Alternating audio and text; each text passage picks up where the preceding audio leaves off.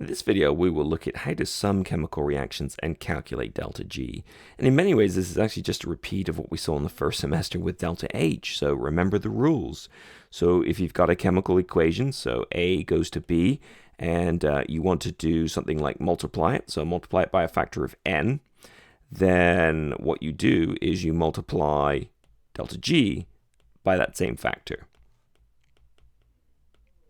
If you reverse a chemical equation, so if you go backwards, so B goes to A, then you reverse the sign of delta G.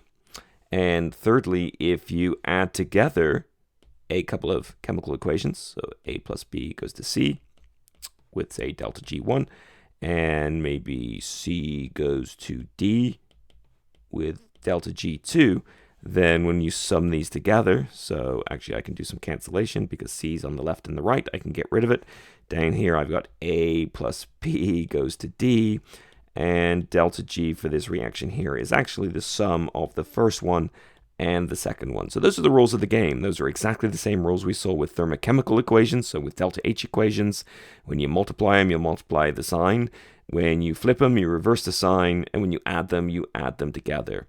So let's just have a look at a quick example of one, and maybe call it a day after that.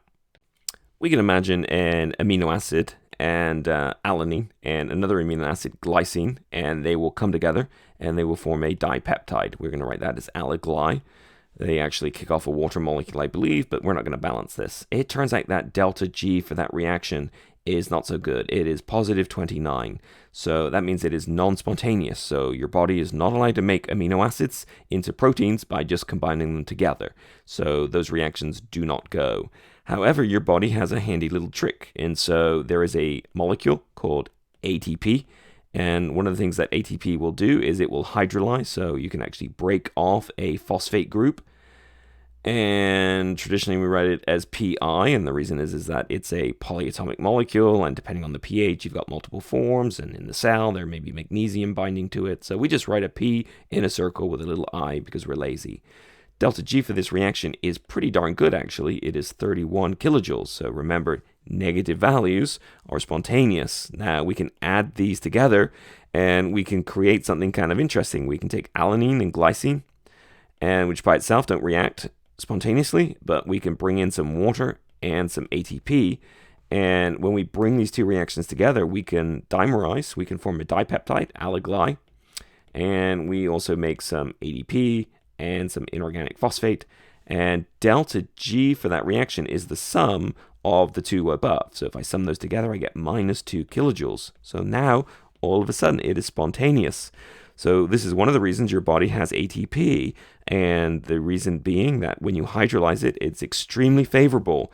And these are what we call coupled reactions. So we couple a unfavorable reaction with a favorable reaction like hydrolysis of ATP, and taking together we can produce an overall reaction that is spontaneous.